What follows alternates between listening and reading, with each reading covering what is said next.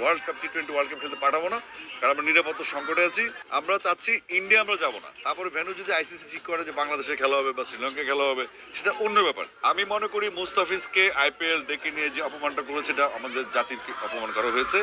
এবং যদি বলা হয় যে মুস্তাফিজ কে বাদ দিয়ে তারা একটা বিশিষ্ট রাজনৈতিক দল বা তাদের এজেন্ডা পরিপূর্ণ করেছে, সেক্ষেত্রে আমাদের তো দুঃখজনক। কারণ তারা যেই কথা বলছে, সে আমাদের বাংলাদেশ দলের ক্যাপ্টেন কিন্তু লিটন দাস, এবং আফগানিস্তানের মুসলিম প্লেয়াররা কিন্তু আইপিএল খেলছে।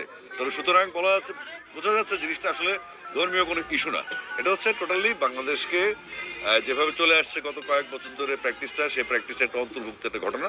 তো আমরা আইসিসিকে চিঠি দিয়েছি, আমরা বিসি বোর্ড মিটিং কালকে আমরা রাতে করেছি, আজকে দুপুরে আমরা দফায় দফায় মিটিং করেছি, এবং আমরা সিদ্ধান্ত নিয়েছি আমাদের দল আমরা IPL world cup T20 world cup খেলতে পাঠাবো না, কারণ আমরা নিরাপত্তা সংকটে আছি, নিরাপত্তা সংশয় আছে। কারণ সেখানে আমাদের প্রচুর পরিমাণে মিডিয়া কর্মী থাকবে, আমাদের দর্শক থাকবে, আমাদের সংগঠকরা থাকবে।